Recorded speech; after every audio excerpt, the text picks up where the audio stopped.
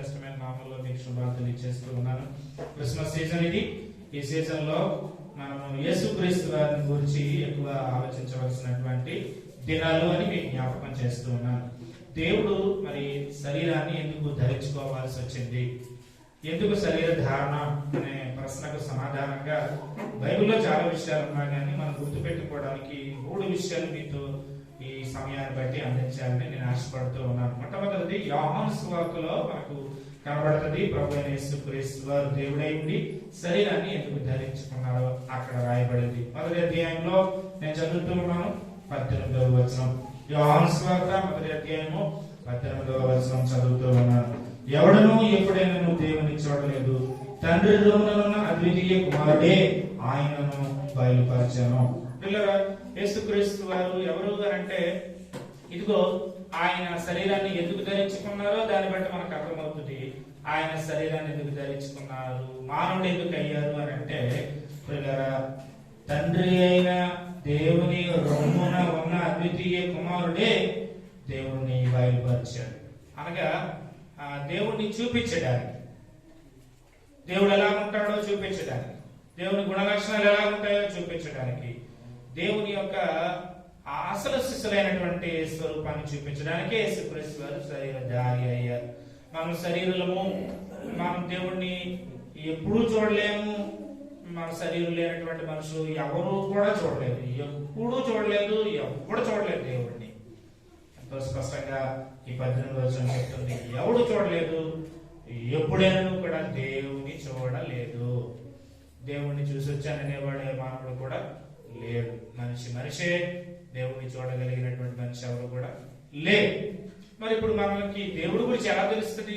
యేసుక్రీస్తు వారు ఆయన శరీరాన్ని ధరించుకోవడం వల్ల మనకి దేవుడు ఎవరో బయలుపరచబడింది. బయలుపరచను, ఆయనను అనగా దేవుణ్ణి బయలుపరచను. So Jesus is the revelation of God అని అర్థమవుతుందండి. దేవుణ్ణి చూపించిన వాడు, దేవుణ్ణి ప్రత్యక్షపరిచిన వాడు. ప్రత్యక్షత అని అంటే తెలియని దాన్ని తెలియజేసే ప్రక్రియని ప్రత్యక్షత అంటారు. మనకు తెలియదు దేవుడి గురించి, మనం తెలుసుకోలేము. మనము తెలుసుకోవడానికి తగినంత జ్ఞానం లేదు మనకి, అలాగే తెలుసుకోవడానికి చూడడానికి తగినంత దృష్టి లేదు మనకి, అలాగే తెలుసుకోవడానికి దేవుణ్ణి చేరుకోవడానికి తగిన శక్తి లేదు మనకు అనమాట. అంటే మ్యాన్ ఈజ్ లిమిటెడ్ బీయింగ్. మనిషి అలాంటి వాడు అని అంటే లిమిట్స్ ఉన్నాయన్నమాట. Limited in his knowledge, man is limited in his knowledge. జ్ఞానంతో, సో కాబట్టి పరిమితమైనటువంటి జ్ఞానం మానవునికి ఉంది. జ్ఞానంతో తెలుసుకోలేము దేవుణ్ణి. అర్థమవుతుందండి మొదటి విషయం. రెండవది, మానవుడు ఎలాంటి వాడు అని అంటే లిమిటెడ్ ఇన్ హిస్ ఎగ్జిస్టెన్స్ అన్నమాట. అనగా మానవుని యొక్క ఉనికి పరిమితమైంది. ఎక్కడుండి మనము అంతరిక్షంలోకి వెళ్ళడానికే చాలా కాలం పట్టింది. తీరా అంతరిక్షంలోనికి మానవుడు అడుగు పెట్టేసరికి ఇక్కడ అక్కడ మనిషి ఉండలేడు. అక్కడ కొన్ని లక్షల లక్షల లక్షల సంవత్సరాలు పడుతుంది ఒక ప్లానెట్ నుంచి మరొక ప్లానెట్కి వెళ్ళాలి. అంతరిక్షంలో చాలా గ్రహాలు ఉన్నాయా? ఒక గ్రహం నుండి మరొక గ్రహానికి చేరుకోవడానికి లక్షల సంవత్సరాల సమయం పడుతుంది అని శాస్త్రజ్ఞుల యొక్క అంచనా. మరి మానవుని యొక్క ఉనికి మరి అంత తక్కువైతే, పరిమితమైనది అయితే, మరి దేవుణ్ణి చేరుకోవడానికి ఎప్పుడు ప్రయాణం చేరగలుగుతాడు? భూమి మీద ఉన్నటువంటి మానవుడు మరి పరిమితులు కలిగినటువంటి వాడు చాలా విషయాల్లో. ఇదిగో జ్ఞానంలో పరిమితి కలిగిన వాడు, అలాగే మరి ఉనికిలో పరిమితి కలిగినటువంటి వాడుగా ఉన్నాడు. పరిమితులు ఉన్నాయి, లిమిట్స్ ఉన్నాయి. Limited man is limited being. మనిషి పరిమితులు కలిగినటువంటి వాడు. కాబట్టి ఎట్లాగా తెలుసుకోగలుగుతాం? మానవుని యొక్క కాలమే ఎంతకాలం బ్రతుకుతాడు అని అంటే, లక్షల సంవత్సరాలు ఎవరు బ్రతుకుతారు? బ్రతకలేదు. మరి అలాంటిది దేవుని ఎట్లా చేరుకోగలుగుతారు, దేవుని ఎట్లా చూడగలుగుతారు? కాబట్టి పిల్లలు గమనించవలసిన విషయం ఏంటంటే, జ్ఞానం తక్కువ, ఉనికి తక్కువ, అట్లాగే మరి జ్ఞానంతో పాటు ఉనికితో పాటు శక్తి కూడా తక్కువే. అర్థమవుతుందండి? శక్తి చాలా తక్కువ. మన శక్తితో ఎక్కడ ఆక్సిజన్ పట్టుకొని వెళ్ళాలి, అంతరిక్షంలోకి వెళ్ళాలంటే అది అందరూ వెళ్ళిపోగలరా? అందరూ కూడా వెళ్ళిపోలేరు. దాని మీద శిక్షణ ఉంటది, దాని మీద ప్రత్యేకమైనటువంటి జ్ఞానం కావాలి, ప్రత్యేకమైనటువంటి విషయాలు తెలియాలి. ఆ ఖగోళ శాస్త్ర పరిజ్ఞానం ఉండాలి, ఎవరో అక్కడికి అడుగు పెడతారు. అలాంటిది మరి దేవుణ్ణి, ఆకాశాన్ని, భూమిని, అందరి సమస్తాన్ని చేసినటువంటి దేవుణ్ణి మానవుడు తన శక్తితో ఎట్లా తెలుసుకోగలుగుతాడు? So limited in his strength, in his power, in his energy.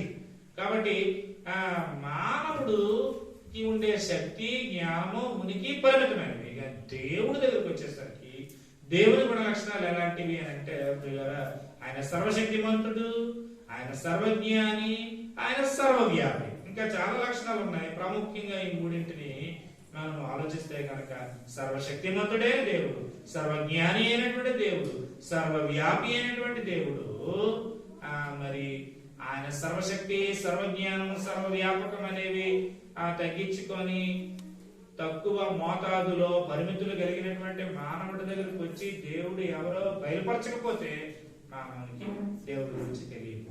దేవుని యొక్క గొప్ప లక్షణాలు, గాడ్స్ గ్రేటెస్ట్ అట్రిబ్యూట్స్ అన్నమాట. గొప్ప గొప్ప లక్షణాలు ఆయనలో ఉన్నాయి. ఆ లక్షణాలన్నీ కూడా ఇగో దేవుడిని చూపించడానికి వచ్చినటువంటి యేసుక్రీస్తు వారి దగ్గరే తెలుసుకున్నారన్నమాట. ఆయనకి జ్ఞానం ఉందని సువార్తల్లో మనం అర్థం చేసుకుంటాం. ఆయన యొక్క ఉనికిని మనం అర్థం చేసుకుంటాం. అట్లాగే ఆయన యొక్క శక్తిని మనం అర్థం చేసుకుంటుంటాం. ఆయన చేసినటువంటి అద్భుతాలను బట్టి, ఆయన మాట్లాడిన దాన్ని బట్టి కొంతమంది మనుషుల హృదయంలో ముందే తెలుసుకొని చెప్పేశాడు. అది ఆయన సర్వజ్ఞానం. ఆయన యొక్క సర్వశక్తితోటేమో బుద్ధిహారాన్ని అనేకులకి ఆయన పంచాడు. ఎవరైనా కొంచెం అందరికి పంచగలుగుతారా? అది ఆయన సర్వశక్తి. యేసుక్రీస్తు వారి దగ్గర మనకు కనబడుతుంది. మరి ప్రకృతిని ఎవరైనా శాసించగలుగుతారా? దేవుడు ఒక్కడే కదా ప్రకృతిని శాసించగలిగి మరి కంట్రోల్ చేయగలిగినటువంటి వాడు. అది యేసుక్రీస్తు వారి దగ్గర కనబడుతుంది. యేసుక్రీస్తు వారి దగ్గర మనం జాగ్రత్తగా సువార్తలు పట్టుకొని చూసినట్లయితే సర్వశక్తి, సర్వజ్ఞాని, అలాగే సర్వవ్యాపి అయినటువంటి వాడుగా కూడా మనకి కనబడుతున్నాం. శరీరధారిగా ఉన్నప్పుడు కొన్ని లిమిట్స్ ఉన్నాయి, కానీ మీరు కొన్ని సందర్భాలు చూసేటప్పుడు మీరు అక్కడ ఉన్నప్పుడే నాకు తెలుసు, నేను చూశాను అనేలాంటి మాటలు ఆయన మానవత్వంలో ఉండి దేవత్వపు సంగతులు ఆయన తెలియజేస్తాడు. మానవత్వాన్ని ధరించుకున్నాడు, దేవత్వాన్ని కలిగినటువంటి వాడుగా ఆయన ఉన్నాడు. ఎంతకంటే స్పష్టంగా ఎక్కువగా మీకు చెప్పలేను, మీరు ఆలోచిస్తారని. కొంత క్రిస్మస్ సీజన్ కనుక వై గాడ్ బికేమ్ మ్యాన్, దేవుడు ఎందుకు మానవుడు అయ్యాడు అని అంటే దేవుడిని చూపించడానికి. దేవుని గొప్ప లక్షణాలు యేసుక్రీస్తు వారి గారు కనబడతాయి. గ్రేట్నెస్ ఆఫ్ గాడ్, అది నెంబర్ 1. అయితే గుడ్నెస్ ఆఫ్ గాడ్, మంచితనం. దేవుడు ఎంత మంచివాడో, మన మంచితనం ఏమో కొంతే ఉంటది, కానీ దేవుని మంచితనం మాత్రం ఎంతో ఉంటది. ఉదాహరణకి ప్రేమ, మంచి లక్షణాలు దేవుడివి. దేవుల్లో గొప్ప లక్షణాలు ఉన్నాయి, దేవుల్లో మంచి లక్షణాలు ఉన్నాయి. మంచి లక్షణాల్లో ఒకటి ప్రేమ. దేవుని ప్రేమ గురించి యోహాను మాట్లాడుతూ ఇదే యోహాను 3వ అధ్యాయం 16వ వచనంలో ఏమంటాడు? దేవుడు లోకమును ఎంతో ప్రేమించెను. సో ప్రేమ ఎంత దేవునిలో ఉందో అదంతా కూడా యేసుక్రీస్తు వారు చూపించారు. Absolute love of God. అర్థమవుతుందండి? ఆయనలాగా ఎవరు ప్రేమిస్తారు? దేవుడు ప్రేమ గలవాడు. ఇదే యోహాను తన పత్రికలో అంటాడు, దేవుడు ప్రేమస్వరూపి అని చెబుతాడు అన్నమాట. మంచి లక్షణాల్లో ఒక లక్షణం ప్రేమ అనేది దేవుడు. దేవుడు ఎలాంటి స్వరూపాన్ని కలిగిన వాడు అంటే ప్రేమే ఆయన స్వరూపం. ఆ ప్రేమ కలిగినటువంటి ఆ యొక్క స్వరూపాన్ని ఆయన ఆ స్వరూపాన్ని దేవుడు దగ్గర ఉన్న స్వరూపం, ఆ రూపం ప్రభు అయిన యేసుక్రీస్తు వారి దగ్గర మనకి బయలుపరచబడింది, రివీల్ చేయబడింది. So Jesus Christ is the revelation of God. దేవుణ్ణి తేటగా స్పష్టంగా మనుషులకి మనిషి అయ్యి బయలుపరిచాడు, రివీల్ చేశాడు, స్పష్టం చేశాడు. ప్రేమ యేసు ప్రభు గారు కనబడుతుంది. అలాగే ఆయన మంచి లక్షణాలు చాలా ఉన్నాయి అని చెప్పలేను. మరొక లక్షణం చూస్తే ఆయన దేవుడు ఎలాంటి వాడు అని అంటే ఆ ప్రేమ కలిగినటువంటి వాడు. మరలా మన మీద ఆయన ప్రేమను బట్టి కృప చూపిస్తూ ఉన్నాడు. కృప ఆయన యొక్క మంచి లక్షణం. అర్థమవుతుందండి? ఆయన యొక్క ప్రేమ మంచి లక్షణం, ఆయన యొక్క కృప మంచి లక్షణం. ప్రేమను బట్టి కృప చూపిస్తున్నాడు. నిన్ను నన్ను ప్రేమిస్తున్న కారణం చేత ఆయన కృప చూపిస్తున్నాడు. అర్హతలు ఏమి చూడట్లేదు, యోగ్యతలు ఏమి చూడట్లేదు. మన దగ్గర ఉండేటువంటి ఇవి ఏవి కూడా అవన్నీ కూడా మన లక్షణాలన్నీ కూడా అవి నెగిటివే ఎక్కువ. ఆయన పోలికలు ఆయన స్వరూపంలో చేసిన కారణం చేత పాజిటివ్ ఉన్నా కూడా పాడైపోయేవి. అర్థమవుతుందండి. దేవుడు మనిషిని చేసేటప్పుడు తనలో ఉన్న ప్రేమను మనసులో పెట్టాడు, తనలో ఉండేటువంటి మంచితనాన్ని మనసులో పెట్టాడు, తనలో ఉండేటువంటి గుణ లక్షణాలను పెట్టాడు, షేర్ చేశాడు అనమాట. గాడ్స్ షేర్డ్ అట్రిబ్యూట్స్ అంటామాట. సర్వశక్తి మనకి ఇవ్వలే, కొంచెం శక్తి ఇచ్చాడు. సర్వజ్ఞానం మనకి ఇవ్వలే, జ్ఞానం కొంచెం ఇచ్చాడు. సర్వవ్యాధి మనకి ఇవ్వలే, షేర్ చేయలే. మనం ఇక్కడ ఉంటే ఇక్కడే ఉంటాం, ఇది ఉంటే ఇదే ఉంటాం. అక్కడ ఇక్కడ ఒకే సందర్భంలో ఒకే సమయంలో మనం ఉండలేము అనమాట. మన వ్యాపకం, మన ఉనికి పరిమితి. కాబట్టి ఆయన ఇచ్చినటువంటి వాటిల్లో ఆయన షేర్ చేశాడు. అబ్సల్యూట్ గా ఉన్నాం, ఆయన దగ్గర ఉన్నాయి వాటిని ఆయన దగ్గరే చూస్తాం. అబ్సల్యూట్ అట్రిబ్యూట్స్ ఆఫ్ గాడ్, 100% దేవుడిలోనే ఉండేటువంటి ఆ యొక్క లక్షణాలు మనము ఆ దేవుడిలో చూస్తాం. Great attributes, good attributes. ఆ గుడ్ అట్రిబ్యూట్స్ లో లవ్ ఒకటి, ఆ లవ్ తర్వాత ఆ గ్రేస్ అన్నమాట. ప్రేమిస్తున్నాడు కాబట్టి అర్హతలు చూడకుండా కృప చూపిస్తున్నాడు అన్నమాట. నిర్హేతుక జయమనే కటాక్షాన్ని చూపిస్తున్నాడు అన్నమాట. ఆయన చూపించేటువంటి కటాక్షం ఎలాంటిది అంటే, నీ అర్హతలు చూచి ఆయన నీ మీదకి పంపవలసినటువంటి కోపం, నరకంలో తోయవలసింది అదేమీ చేయకుండా దయ చూపిస్తా ఉన్నాడు. ప్రేమను బట్టి కృప, ప్రేమను బట్టి దయ చూపిస్తా ఉన్నాడు. ఇట్లాగే దేవుని యొక్క లక్షణాలు చాలా ఉన్నాయి. దయ అంటే నేను నరకంలో వేయాలి, వేయడు. నేను శిక్షించాలి, శిక్షించడానికి దయ కలిగినటువంటి వాడుగా ఉన్నాడు. ఇందా పాడుకున్నాం కదా, ఈ దయ నా మీద ఎందుకెంత ఉందో నా మదికి అందడం లేదు. అంత దయ కలిగినటువంటి వాడుగా ఉన్నాడు. God is merciful and God is graceful. He is loving. ఆయన ప్రేమ గలవాడు కాబట్టి దేవుడు తన యొక్క గుణలక్షణాలని చూసేటప్పుడు ఏది చూసినా కూడా మీరు పేతురు అంటాడు, భలే ప్రయోగం చేస్తాడు, గుణాతిశయము అంటాడు. ఏ గుణం దేవుల్లో మనం చూసినా కూడా అది అతిశయించేంతగా ఆయనలో ఉన్నామట. అతిశయాస్పదమైనటువంటి గుణగణాలు కలిగినటువంటి వాడు దేవుడు. సో ఆ దేవుని గురించి మనము అర్థం చేసుకోగలిగాం ఎప్పుడు అంటే, ప్రభువు శరీరాన్ని ధరించుకున్నప్పుడు. సో రివీల్ చేయబడింది, దేవుణ్ణి రివీల్ చేసింది యేసుక్రీస్తు వారి యొక్క నరవతారమే. ఆయన మానవుడిగా పుట్టడాన్ని బట్టి మానవులమైన మనకి ఆయన గురించి అర్థమైంది. ఇంకంతకంటే ఎక్కువ చెప్పలేను, మీరు ఆలోచన చెయ్యండి. ఓకే, ఇప్పుడు యేసుక్రీస్తు వారు శరీరాన్ని ధరించుకున్నది దేనికి అంటే, దేవుణ్ణి చూపించడానికి. ఓకే, రెండవది మనం మనుషులం కదా, ఇందాక చెప్పుకున్నాం, మన దగ్గర ఏ యోగ్యత లేదు, ఏ అర్హత లేదు, పాపులం మనం. బలహీనతలు చాలా ఉన్నాయి, భక్తిహీనత ఉంది, పాపం ఉంది, శత్రువులు మనం దేవునికి. కాబట్టి ఈ పరిస్థితుల్లో ప్రియులరా గమనించవలసినటువంటి విషయం ఏంటి అని అంటే, మన పాపం పోగొట్టాలి. శరీరాన్ని ధరించుకోకపోతే రక్తాన్ని కార్చలేము. కాబట్టి మనల్ని రక్షించుకోవడానికి ఇదిగో చక్కటి మాట, మరొక్క మాట మీకు చూపిస్తాను. అది మార్క్స్ వార్తలో తేటగా కనబడుతుంది. 10వ అధ్యాయం దగ్గరికి రండి. 10వ అధ్యాయంలో ఇదిగో 45వ వచనంలో ఉన్న మాట చదువుతూ ఉన్నాను. మార్కు 10:45. మనుష్య కుమారుడు పరిచారం చేయించుకున్నట్టుకు రాలేదు గాని పరిచారం చేయుటకును, ఈ మాట పట్టుకోండి, అనేకులకు ప్రతిగా విమోచన క్రయ ధనముగా తన ప్రాణం ఇచ్చుటకును వచ్చెనను. Ransom of God, revelation of God, number 1. యోహాను సువార్త 1:18 వచనం.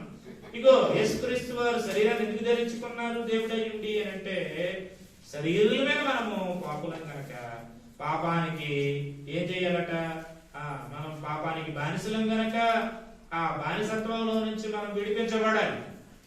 We are all slaves to sin అన్నమాట. అది పాపానికి బానిసలం, పాపపు దాసత్వంలో మనం ఉన్న వాళ్ళం, పాపానికి దాసోహం అయిపోయాం అన్నమాట. మనం ఆదాము పాపం చేశాడు, ఆదాము నుండి వచ్చినటువంటి మనుషులందరూ కూడా పాపానికి బానిసలు అయిపోయారు. అర్థమవుతుందండి. పాపము చేయ ప్రతివాడును పాపమునకు దాసుడు అని యేసుక్రీస్తు వారు నేరుగా యోహాను సువార్తలో ఆయన పలకడం రాయబడింది 8వ అధ్యాయంలో. కాబట్టి ఈ విమోచన అనేది మానవుడికి అవసరం. కాబట్టి విమోచన క్రయ ధనముగా తన ప్రాణం ఇవ్వాలి.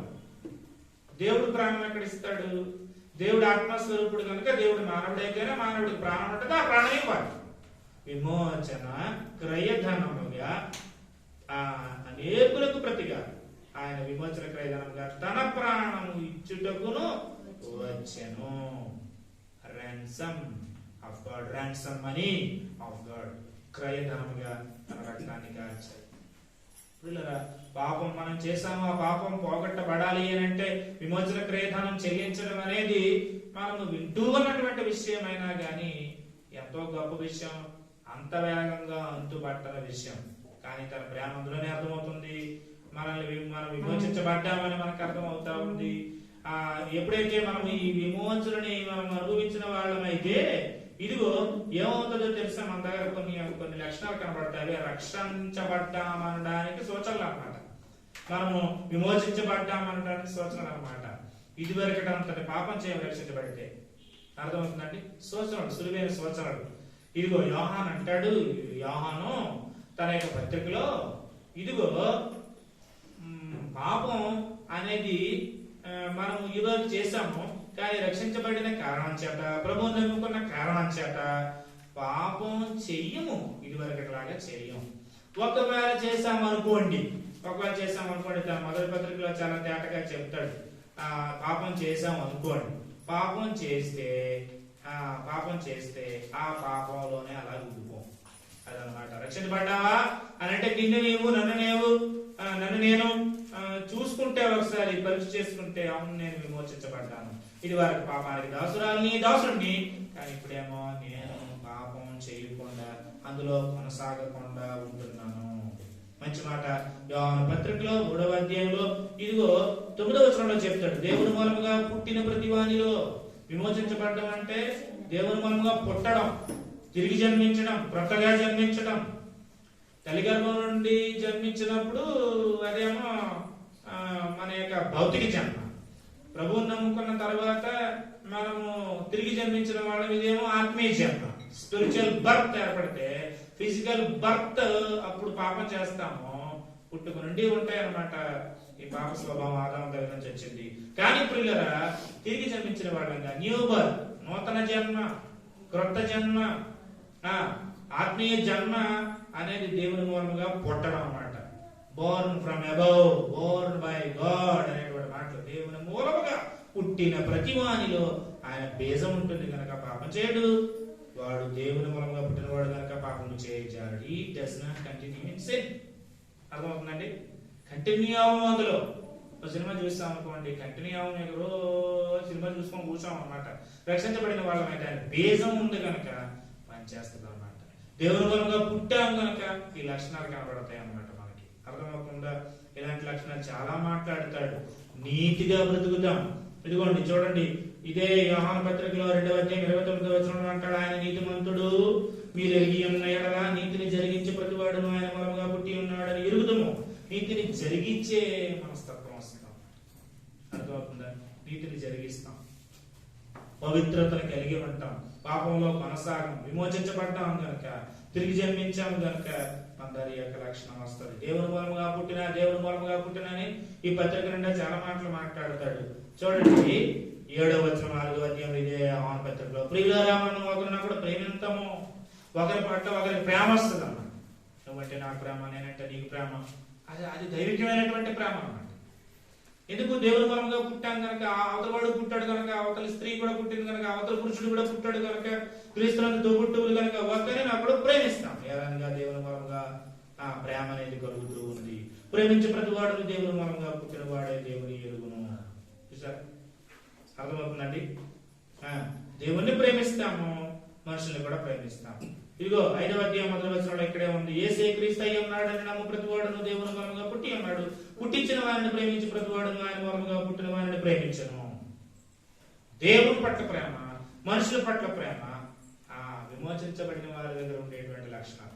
నెంబర్ 1 నీతి జరిగిస్తారు, నెంబర్ 2 పాపం చేయరు, పాపంలో కొనసాగరు, నెంబర్ 3 దేవుని ప్రేమిస్తారు, నెంబర్ 4 మనుషులు ప్రేమిస్తారు. ఈ రెండు కూడా ఓవర్లాప్ అవుతా ఉంటాయి. దేవుని ప్రేమించడం 4వ అధ్యాయంలో జరిగితే మనుషుల్ని ప్రేమిస్తాము. అలాగే మనుషుల్ని ప్రేమిస్తే ఆ దేవుని ప్రేమించే లక్షణం ఉంటుంది. 5వ అధ్యాయంలో అటు ఇటు ఉంటాయి. ఆయన పట్ల ప్రేమ ఉందా? మనుషులు ప్రేమిస్తారు. మనుషుల పట్ల ప్రేమ ఉందా? నువ్వు తిరిగి జన్మించిన వాడిగా, విమోచించబడిన వాడిగా, దానిగా ఉంటే దేవుని ప్రేమిస్తావు. అర్థమవుతుందా? ఈ లక్షణాలు కనబడతాయి. అంత మాత్రమే కాకుండా లోకం ఉంది చూసారు, మరో లక్షణం, రక్షించబడ్డాము, విమోచించబడ్డాము, విమోచన క్రయధనంగా ప్రభు వచ్చాడు భూమి మీదకి, నేను విమోచించబడ్డాను, పాపపు దానిసత్వం నుంచి బయటకు వచ్చేసాను, పాపానికి దాసుడిని కాకుండా ప్రభువుకు దాసుడిని అయిపోయాను అని పౌరులాగా చెప్పగలిగితే ఇంకో లక్షణం ఎలా ఉంటుందో తెలుసా? మన దగ్గర ఎవరి మట్టుకు వాళ్ళు చూసుకుంటే తెలిసిపోతుంది. అది ఏంటంటే 5వ అధ్యాయం 4వ వచనం, దేవుని మూలంగా పుట్టిన వారందరూ లోకమును జయించుదురు. ఇదే యోహాను మొదటి పత్రికలో ఏం చెప్పాడు? 2వ అధ్యాయంలో ఏం చెప్పాడు? లోకమునైనను లోకములో ఉన్నవాటినైనను ప్రేమింపకుడి. 2వ అధ్యాయం 15వ వచనం. లోకములో ఉన్నదంతయు 16వ వచనం. శరీరాశ, నేత్రాశ, lust of I, lust of flesh, pride of life అనేవి లోకంలో ఉన్నాయి కనుక ఆ లోకాన్ని జయించేస్తాం. శక్తి వస్తుంది అనమాట మనకి, అర్థమవుతుందా? బలం వస్తుంది అన్నమాట మనకి. కాబట్టి మనకి అది గమనించి వచ్చానమాట. అర్థమవుతుందా? 1,00,000 రూపాయలు ఇచ్చి సూర్యమాలలోకి దగ్గరకు వస్తావా అని అంటే వెళ్ళాం. 1,00,000 నమస్కారం, నీకో నమస్కారం అంటాం అన్నమాట. ఎక్కడి నుంచి వచ్చింది ఆ బలం అని అంటే తిరిగి జన్మించిన వారుగా ఆ పోలిక, ఆ లక్షణం ఉంటుంది. మరో లక్షణం మీకు చూపించారు యోహాను రాసినటువంటి పత్రికలోనే. చూడండి, మరో లక్షణం చూపిస్తాను. ఇదిగోండి, ఇదే యోహాను రాసిన మొదటి పత్రికలో 5వ అధ్యాయంలో ఇదిగోండి చూపిస్తూ ఉన్నాను. 18వ వచనం, 5:18. దేవుని మూలముగా పుట్టిన వాడెవడను పాపము చేయడని ఎరుగుదము. దేవుని మూలముగా పుట్టినవాడు తనను భద్రము చేసుకొనును కనుక దుష్టుడు వారిని ముట్టడు. తను భద్రం చేసుకోవడం జరుగుతుంది. He keeps himself pure. తను భద్రం చేసుకోవడం జరుగుతుంది. దేవుని మూలంగా పుట్టిన కారణం చేత ఈ పోలిక వస్తుంది, ఈ లక్షణం వస్తుంది. యేసు ప్రభువారు దేనికోసం భూమి మీదకి వచ్చారంట? రక్తం కాల్చడానికి వచ్చారు. రక్తంతో తడపబడి ప్రాణం ఆయన మనకు పెట్టాడు, మన కోసం పెట్టాడు కనుక, ఆయన ప్రాణం పెట్టడానికి వచ్చాడు కనుక అది మనం నమ్మితే మన దగ్గర ఈ లక్షణాలన్నీ కూడా కనబడతాయి. రక్షించబడిన వాని యొక్క పోలికలు, marks of the born again believer. What are the marks? రక్షించబడ్డావా? నువ్వు రక్షించబడ్డావా? నువ్వు విమోచించబడ్డావా? ప్రభు నీ కోసం ప్రాణం పెట్టాడని నీకు బాగా మనసులో నుండి, హృదయంలో నుండి దిగిందా? అప్పుడు ఏం చేస్తావంటే నీతిగా ఉంటావు, పాపంలో కొనసాగువు, దేవుని ప్రేమిస్తావు, మనుషుల్ని ప్రేమిస్తావు, లోకాన్ని జయిస్తావు, తను భద్రం చేసుకుంటావు. దుష్టుడు ముట్టకుండాట్లుగా కాపుదల, తనకు తానే ఆ సేఫ్టీ అన్నమాట. తను భద్రం చేసుకోవడం జరుగుతుంది, తను కాచుకోవడం జరుగుతుంది, తను జాగ్రత్తగా చూసుకోవడం జరుగుతుంది. ఇది ఎక్కడి నుంచి వచ్చింది? ఏంటి పోలిక అని అంటే దేవుని మూలంగా పుట్టావు కనుక ఆ దేవుని పోలిక నీలో నాలో వచ్చింది. హల్లెలూయా. అప్పుడప్పుడు ఇవి అటు ఇటు అవుతా ఉంటుంటే అంత మాత్రాన తిరిగి జన్మించలేదని కాదు, మళ్ళీ వెంటనే అమ్మ నాదా నీ పోలికలు ఉండాలి కదా, నేను దేవుని పెట్టిన కదా అని వస్తుంది.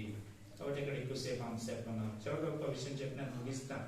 అదేంటి అని అంటే, ప్రియులారా, ప్రభువు ఎందుకు ఈ భూమి మీదకి మనిషిగా వచ్చాడు అంటే 2 కారణాలు చెప్పాను. ఒకటి దేవుడిని చూపించడానికి, రెండవది మానవుని విడిపించడానికి. Okay, revolution of God and ransom money of God. ఈ 2 అయిపోయాయి కదా. ఆయన పుట్టాడు, ప్రభువుని దేవుణ్ణి చూపించాడు. ఆయన భూమి మీద ఎందుకు మనిషిగా పుట్టాడు అంటే ప్రాణం పెట్టడానికి పుట్టాడు. అయిపోయింది కదా ఈ 2 విషయాలు. మరి మధ్యలో కొంతకాలం జీవించాడు కదా. దేనికున్నాడు ఈ భూమి మీద ఆయన ఈ దేహంతో అని అంటే, ప్రియులారా, అద్భుతమైనటువంటి విషయం ఏంటి అని అంటే, ఆయన సువార్తలన్నీ కలిపి చూడొచ్చు అన్నమాట. చూస్తే కనబడే విషయం ఏంటో తెలుసా? ఆయన ఒక మాదిరికరమైన మనిషిగా జీవించడం కోసం, to live as man, to reveal God number 1, and to save sinners from the slavery of sin, and to live as man, the man. యేసు ప్రభువారే మనిషి అంటే మనిషి. అర్థమవుతుందండి? మనిషిగా బ్రతకాలంటే ఇదిగో నేను మనిషిగా బ్రతికి చూపిస్తున్నాను చూడండి, ఇలా బ్రతకాలి, ఇలా జీవించాలి అని చూపించాడు అనమాట. ఆయన లైఫ్ స్టైల్ లో మనకి నిజమైన మానవత్వపు విలువలు కనబడతాయి. మనిషి అంటే ఇలా ఉండాలని తెలుస్తుంది అనమాట. అర్థమవుతుందండి? లేకపోతే తెలియదు. గొప్ప రోల్ మోడల్ ఆయన. అర్థమవుతుందండి? గొప్ప రోల్ మోడల్ ఆయన, మాదిరికరమైనటువంటి వాడుగా ఆయన ఉన్నాడు. ఎన్నో విషయాలు ప్రభువైన యేసుక్రీస్తు వారి మాదిరి. అర్థమవుతుందండి? నేను కొన్ని మాటలు మీకు చూపిస్తాను చూడండి. ఒకసారి యేసుక్రీస్తు వారు శిష్యులతో పాటు పడవలో ప్రయాణం చేస్తున్నారు. పడవలో ప్రయాణం చేస్తూ ఉంటుంటే తుఫాన్ వచ్చింది. తుఫాన్ని ఆయన గద్దించాడు. తుఫాన్ని గద్దించిన వెంటనే ఇగో శిష్యుల యొక్క స్పందన ఎలా ఉందో నేను మీకు మత్తయి సువార్తలో నుండి చూపిస్తాను. 8వ అధ్యాయంలో 27వ వచనం. మత్తయి సువార్త 8వ అధ్యాయం 27వ వచనం. 27వ అధ్యాయం కాదు, 8వ అధ్యాయం 27వ వచనం. ఆ మనుష్యులు అంటే ఎవరు? శిష్యులు ఆశ్చర్యపడి, ఈయన గట్టివాడో, ఈయనకు గాలియు సముద్రమును లోబడుచున్నామని చెప్పుకొనది. ఏమన్నారు ఇక్కడ? ది మ్యాన్ అన్నారు. అర్థమవుతుందా? What manner of man is this man? మనిషి యొక్క మానవత్వపు విలువలు ఆయన దగ్గర కనబడతాయి అన్నమాట. మనిషి మనిషిలాగా బ్రతకాలంటే ఈ భూమి మీద, ఇదిగో నేను బ్రతకాను చూడండి, ఇలా బ్రతకండి అని ఆయన మాదిరికరమైన మనిషి. ఆదాం మొదలుకొని ఈ రోజు దాకా భవిష్యత్తులో నిజమైన మనిషి ఎవరు లేరు. ట్రూ మ్యాన్, జెన్యూన్ మ్యాన్ ఎవరు లేరు. అర్థమవుతుందండి? ఎవరు లేరు. అర్థమవుతుందండి? ఒక్క యేసుక్రీస్తు వారే నిజమైన మానవత్వాన్ని చూపించాడు. అందుకు వచ్చాడు, కొంతకాలం ఇక్కడ ఉన్నాడు. లేకపోతే అలా పుట్టి అలా ప్రాణం పెట్టే వచ్చు కదా. కొంతకాలం ఎందుకు జీవించాడంటే 33.5 ఏళ్ళు, 30 సంవత్సరాలప్పుడు ఆయన బోధ మనకు కనబడుతుంది సువార్తల్లో. 33.5కి ఆయన ప్రాణం పెట్టడం మనం చూస్తాము. ఈ 3.5 సంవత్సరాల జీవితం ఆయన ఎలా జీవించాలో చూపించాడు. This is the life style of man అని చూపించాడు. ఇది ఇలాగ బ్రతకాలి అని మొత్తం లైఫ్, ఆ లైఫ్ అంతా స్టడీ చేయండి. ఎలా ఉంటుందో అద్భుతంగా ఉంటది అన్నమాట ఆయన యొక్క జీవితం. ఆఖరికి ప్రాణం పెట్టడానికి ముందు, తీర్పు తీర్చడానికి వచ్చే తరుణంలో ఈ ది మ్యాన్ అంటే డెఫినెట్ ఆర్టికల్ అంటారు దాన్ని ఇంగ్లీష్ లో కదా. ది హిమాలయ అంటే హిమాలయాలు మళ్ళీ లేవు అక్కడ. ఏ హిమాలయాస్ అంటారు, ఎందుకు ఏ పెట్టరు? ఎందుకంటే ది అంటే దిఏ ఇంకెక్కడ ఉండవు. ది నయాగరా జలపాతం, ది అంటే నయాగరా జలపాతం మరొకటి లేదన్నమాట. అర్థమవుతుందా? కాబట్టి మ్యాన్ అనే దగ్గరికి వచ్చేసరికి బైబిల్లో సువార్తికులు యేసుక్రీస్తు వారి దగ్గర ది మ్యాన్ అని వాడారు. డెఫినెట్ ఆర్టికల్ వాడారు. అదే ఇంకా ఆయనే మనిషి అన్నమాట. పిలాతు చూశాడు, ఏం మనిషి అండి బాబు, ఏ మనిషి? ఆళ్ళేమో అక్కడ ప్రకృతిని శాసించగలిగిన మనిషి ఎక్కడ ఉన్నాడు? ఈయన గట్టివాడు, ఇంత గట్టివాడేంటి? ఆయన గట్టిగా గద్దించేసరికి తుఫాను నిశ్శబ్దం అయిపోయింది ఏంటి? దేవుడిగా ఆయన అద్భుతం చేయలేదు, మానవుడిగా అద్భుతం చేశాడు అన్నమాట. చాలా అద్భుతాలు, చాలా సూచక్రియలు, చాలా కార్యాలు, మహత్కార్యాలు యేసుక్రీస్తు వారు చేసినట్టుగా చూస్తాం కదా. అందులో సగం కంటే ఎక్కువ, more than half miracles and signs and wonders ఇవేమన్నా ఉన్నట్లయితే అవి మనిషిగా చేశాడు. దేవుడుగా కంటే మనిషిగానే పూజించాడు, మనిషిగా చేశాడు. ఏమర్థమవుతుంది అక్కడ మనకి? ఎంత పవిత్రంగా ఆయన మానవత్వంతో ఆయన ఉండకపోతే ప్రకృతిని కూడా ఆయన శాసించగలిగాడు, ఆయన గద్దించగలిగాడు. ఎవరైనా గాలికి ఎదురుగా నిలబడి స్టాప్ దేర్ అనండి,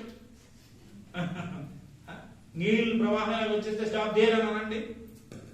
పవిత్రమైన మానవత్వాన్ని బట్టి ప్రభువు ప్రకృతిని శాసించగలిగాడు. బోల్డన్ని ఉదాహరణల తర్వాత మనం చూస్తాం. ప్రభు తర్వాత యెహోషువ ఏం చేశాడు?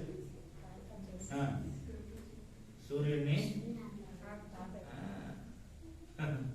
ఏలియా ఏం చేశాడు?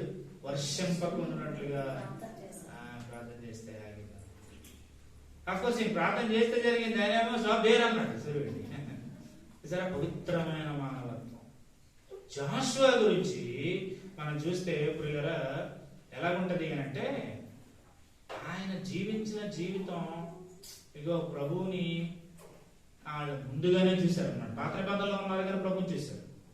ప్రభు ఇలాగా జీవించడానికి వాళ్ళు ప్రయత్నం చేశారు, చాలా వరకు పాస్ అయిపోయారు.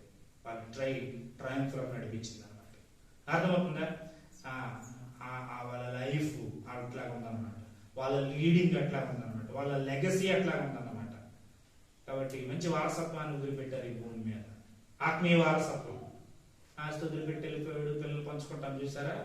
ఆస్తిపాస్తుల కంటే ఆత్మీయ వారసత్వాన్ని, ఆ లెగసీ ఆఫ్ లైఫ్ ని వదిలిపెట్టాలన్నాం. నాన్నగారి ప్రార్థన, మన ప్రసాద్ చెప్పాడు చూసారా, సేవకులకి సహకరించడం, అది గొప్ప వారసత్వం. ఏమిచ్చాడండి వాళ్ళ నాన్న, ఏమిచ్చాడు వాళ్ళ నాన్న? ఇక్కడ నిలబడి ఏం చెప్తున్నాడు? మా నాన్న సేవకులకి సహకరించాలి, సర్వీస్ చేయాలి, ఆలయానికి వెళ్ళాలి. ఇది ఆయన లైఫ్ లో నుంచి నేను చూశాను. కళ్ళారవ తమ్ముడు లేడు, మా చెల్లి లేదు, ఆయన పాట పెడుతున్నప్పుడు ఆయన దగ్గర నాకు కనబడింది ఏంటంటే ఆ లెగసీ ఆఫ్ లైఫ్.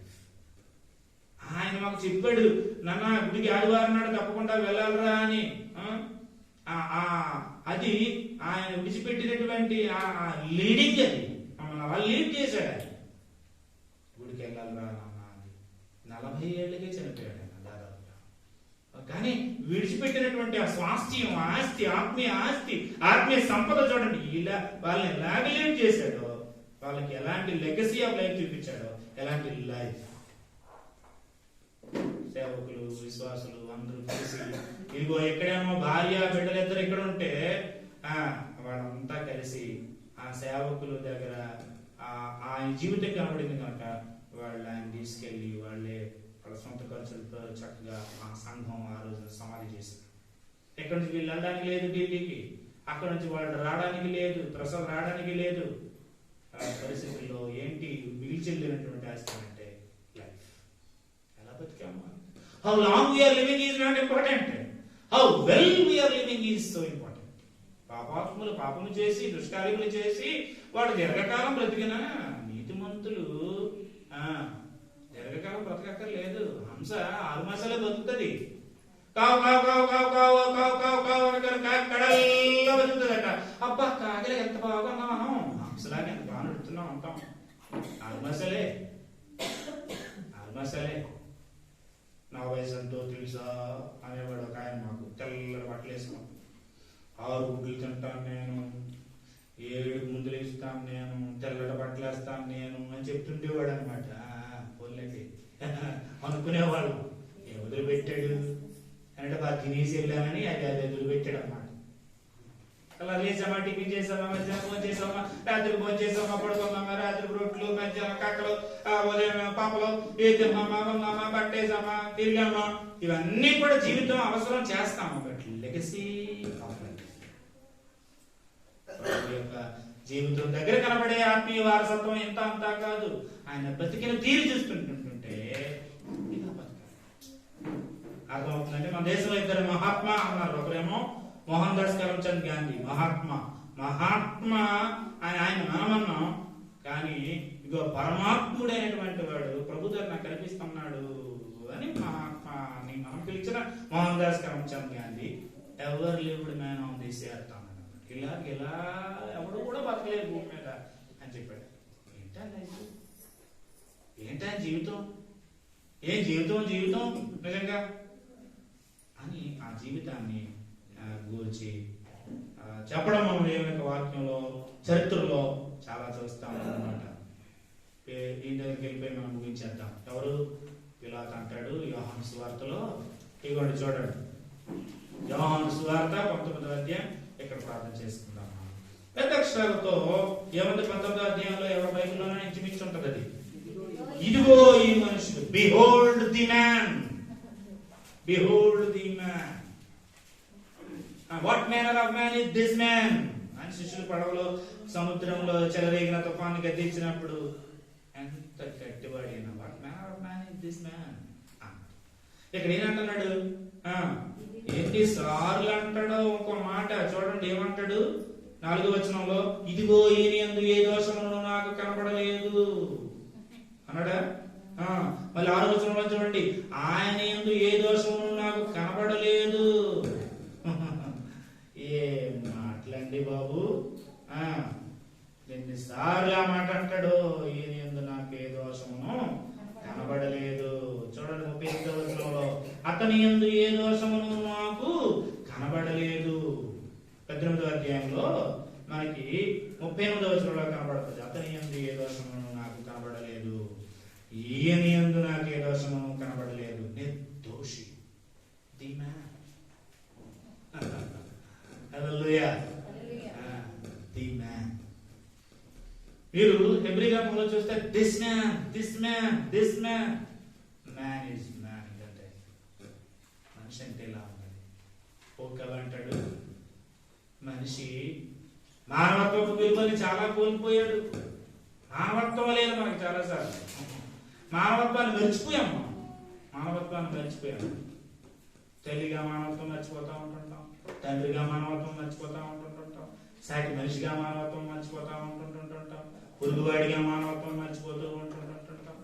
మానవత్వ విలువలు మంట కలిసిపోతా ఉంటుంటంట. ఈ ఉదాహరణలు మనుషులందరి గురించి పేపర్లో, న్యూస్లో, మీడియాలో కదా, అవన్నీ చెప్పక్కర్లేదు. ఆ కవి అంటాడు, కబీర్ అనేటువంటి ఒక కవి, హిందీ కవి అంటాడు అంటాడు అంటాడు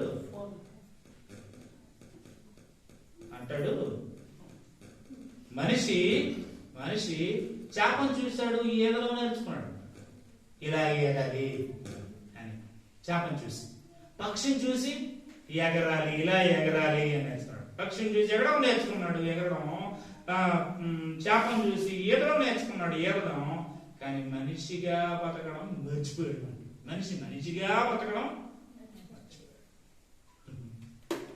మనిషిగా బతకడం మర్చిపోయాడు. మరి ఎలాగొస్తుంది మనిషిగా బతకడం? నిజమైన మనిషి అయిన యేసుక్రీస్తు వారి యొక్క మాదిరిలో మనం బ్రతకలేదు. పేతురు అంటాడు, ఆయన అడుగు జాడలకు మనము ఆయన అడుగు జాడలకి మనం అడుగులు ఎత్తి బ్రతికితే ఫాలో అయితే we should follow the footprints of Jesus Christ. యేసుక్రీస్తు వారి యొక్క అడుగు జాడలు చూపెట్టిల్లాడు ఆయన. ఈ భూమి మీద ఆయన అడుగు జాడలు ఉన్నాయి, ఆయన జాడలు ఉన్నాయి. ఆ జాడల్లో మనం ఉన్నాం. ఆయన అడుగు జాడలు ఫుట్ ప్రింట్స్, అట్లా మన ఫుట్ ప్రింట్స్. ఎలా బతికాడు పేతురు? అన్నలేదు తెలుసా? అక్కడ ఆయన దూషింపబడి బదులు దూషించలేదు, ఆయన హింసించబడి తిరిగి హింసించలేదు. అవన్నీ భరించిన ఓర్చుకున్నటువంటి వాడికి ఆయన ఉన్నాడు.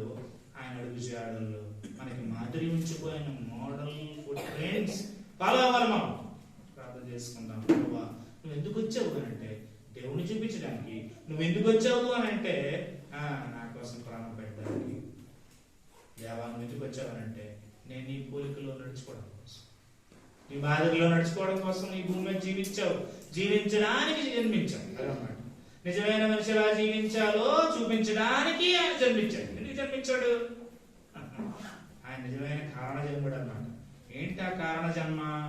కారణ జన్ముడైనటువంటి క్రీస్తు ప్రభు తండ్రి అయిన దేవుడిని, పరమాత్ముడిని, దేవాదేవుడిని చూపించాడు. గొప్ప లక్షణాలు, మంచి లక్షణాలు యేసుక్రీస్తు వారిలో కనబడతాయి. దేవుడు అంటే లేకపోతే తెలియకే కదా మనలు ఆరాధనలు రకరకాలుగా ఉన్నాయి ప్రపంచంలో. మనుషుల ఆరాధనలు, పూజలు. ప్రభు వచ్చేదాకా తెలియదు అన్నమాట. అందుకే వచ్చాడు. పాపం ఎలా పోతుంది? ఆ పాపం ఇలా పోతుందని తెలియకే కదా కోడి కోయడము, మేక కోయడము, ఎద్దు కోయడము, ఆవులు కోయడము, యజ్ఞాలు చేయడం, యాగాలు చేయడం. ఒక్కొక్క దేశంలో ఒక్కొక్కలాగా చేస్తున్నారు. పాపం పోగొట్టుకోవడానికే ఇవన్నీ. కానీ ప్రభు ప్రాణం పెట్టి రక్తం కార్చి పాపాన్ని పోగొట్టాడని తెలియదు. అందుకోసం వచ్చాను, తెలియజేయడం కోసం. తర్వాత ఇలా జీవించాలి. ఎలా జీవించాలి అని అంటే యేసులా జీవించాలి. ఎలా మాట్లాడాలి? యేసులాగా. ఎలాగా మరి జీవితం అంతా కూడా ఉండాలి. మాటల్లో, చేతల్లో, చూపుల్లో, అడుగుల్లో, నిర్ణయాల్లో, ప్రతి వాటి విషయంలో ఏ లైఫ్ ఆఫ్ జీసస్. మనకి మన లైఫ్కి మోడల్ లైఫ్, రోల్ మోడల్, మాదిరి. ఆయన మాదిరిలో మన మనుగడ కొనసాగించుకుందాం. అదే నిజమైనటువంటి క్రిస్మస్. చివరి మాట నేను చెప్పినట్టు సరే, పాప వీధిలో ఆడుకుంటూ ఉన్నాయి. పరిగెత్తి వీధిలో నడుచుకుంటూ వెళ్ళిపోతున్నటువంటి ఒక ఆయన్ని చూసి, here is a man like Jesus walking in our streets. Mummy, here is a man walking like Jesus Christ. Walking like Jesus Christ. Here is a man who is walking like Jesus Christ. ఎక్కడో మనిషిని చూశాను నేను, సాధు సుందర్ సింగ్ గారు నడుచుకుంటూ వెళ్ళిపోతుంటుంటే ప్రభు నడిచినట్టుగా అనిపించింది ఆ పాప. ప్రభువు నడక, ఆయన నడుచుకుంటారు, మాట్లాడుకుంటారు, వెళ్ళిపోతూ ఉంటుంటుంటే ప్రభు కనిపించాడు ఆ పాపకి. మన మాటల్లో, మన చేతల్లో, మన చూపుల్లో, మన నిర్ణయాల్లో, మన అడుగుల్లో, మన బజార్లో ఉంటున్నప్పుడు, ఇంట్లో ఉంటున్నప్పుడు అన్ని ఎవరిని ప్రతిబింబించాలి అని అంటే ప్రభు యొక్క అందుకోసం ప్రభులాగా జీవిస్తూ ఉంటుంటుంటే ఆయన లక్షణాలు మనకు వస్తాయి. మన అవలక్షణాలన్నీ పోతాయి అన్నమాట, మన చెడ్డ లక్షణాలన్నీ పోతాయి అన్నమాట. ఆయన ఫాలో అవుతున్న కొద్ది డే బై డే ఆయనతో నడుస్తూ ఉంటుంటే హనోకు ప్రభుతో నడిచాడట. ఎలాగున్నాయి రోజులు? ఇప్పుడులాగే ఉన్నాయి రోజులు. చాలా మంది పాపంలో భయంకరంగా బ్రతుకుతున్నారు, చుట్టూ భయంకరంగా అన్నమాట. దేవునితో నడుస్తూ ఉంటుండగా నటం అంటే ఏంటి? ఆయనతో పాటు జీవించడం అంట. వాకింగ్ విత్ గాడ్ అంటే ఏంటి? వాక్డ్ విత్ గాడ్ అంటే ఏంటి? ఆయనతో పాటు నడవడం అన్నమాట. అలా నడుస్తూ ఉంటుండగా ఆయన దగ్గర అవుతూ ఉంటుండగా ఇంకా ఆయన లాంటి లక్షణాలు వచ్చేసాయి. బాగుంది ప్రభు, ఇక్కడ దాకా నడుచుకొని వచ్చేసాము అని అంటే ఆయన ఉండిపోన్నాడు అనమాట. అదే పర్లేదు, చచ్చిపోలేదు. అతడు కొనిపోబడును మరణం గురించి చూడకుండా. తలలో ఉంచుదాం. ప్రేమగల తండ్రి, పరిశుద్ధమైన ప్రభు, మీ నామానికి వందనాలు స్తోత్రాలు చెల్లిస్తూ ఉన్నాం. యేసు ప్రభు, మీరు ఎందుకు భూమి మీదకి వచ్చారో మాకు 3 కారణాల్లో నుంచి లోతైన విషయాలు కొంచెం ఉన్నా నాయన ప్రభు అర్థమయ్యాయని కృతజ్ఞతలు చెల్లిస్తూ ఉన్నాం. మా వాళ్ళందరికీ దేవా, నీ గొప్ప లక్షణాలు, నీ యొక్క మంచి లక్షణాలు మాకు కనబరచడానికి, దేవుని లక్షణాలు చూపించడానికి, దేవుని కనబరచడానికి భూమి మీద మా వాళ్ళకి వచ్చారు. ప్రాణం పెట్టి రక్తం కార్చి మా పాపాలు తుడిచిపెట్టడానికి ప్రాణం పెట్టింది మా కొరకు విమోచన క్రయధనంగా. మా దగ్గర నీతి, మా దగ్గర పాపంలో కొనసాగిన ధనము, మాలో లోకాన్ని జయించే లక్షణం, దేవుణ్ణి ప్రేమించడం, మనుషుల్ని ప్రేమించేటువంటి లక్షణాలు మమ్మల్ని మేము భద్రపరుచుకునేటువంటి ఆ పోలికలు రావడం కొరకు నువ్వు ప్రాణం పెట్టావు. ప్రాణం పెట్టింది మేము ప్రాణాలతో ఉన్నప్పుడు ఈ పోలికలతో జీవించడానికి. దేవా, నువ్వు ప్రాణం పెట్టడం కోసం, రక్తం కాల్చడం కోసం వచ్చావు. మనిషివి లేకపోతే రక్తం కాల్చలేవు.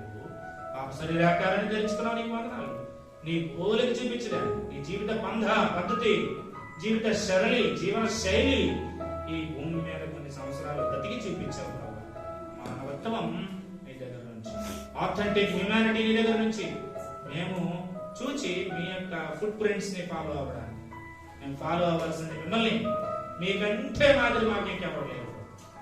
మిమ్మల్ని చూస్తూ సాగిపోవడానికి, మీ చేతలే మేము చేయడానికి, మీ చూపులే మేము చూడడానికి, మీరు చెప్పినట్టే చేయడానికి, మీరు చూసినట్టే చూడడానికి, మీరు జీవించినట్టే జీవించడానికి, మీరు చచ్చిపోయేంత వరకు ఎట్లాగా జీవించారో అట్లా మేము చచ్చిపోయేదాకా మీగా జీవించడం కోసం ఆయన ప్రభా మీరు మా ముందు ఇచ్చిన మాదిరిని అనుసరించడానికి, వెంబడించడానికి సాయం చేయండి ప్రభా.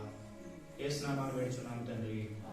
దేవుని ప్రేమ, కుమారుడి కృప, పరిశుద్ధాత్ముడి దీవెన ఆశీర్వాదాలు మనందరి మీద దండిగా ఉండును గాక. ఆమేన్.